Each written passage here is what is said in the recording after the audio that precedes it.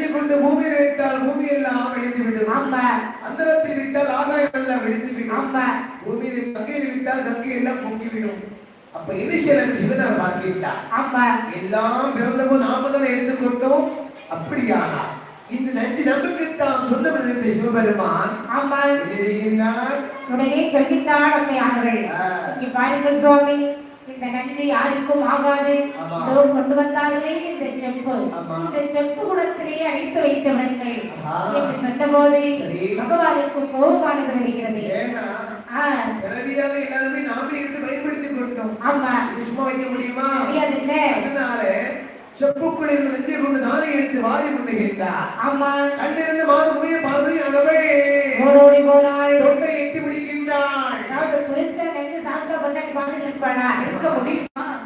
நெஞ்சலவா சாப்பிடுகின்றார். ஆமா, நெஞ்சானது பல மக்கள் என்று பார்க்குமா இல்ல பலவர் என்று பார்க்குமா? இறந்து விடுவார் என்று சகரப்பட்டால் உமையவள் பார்வதியானவள்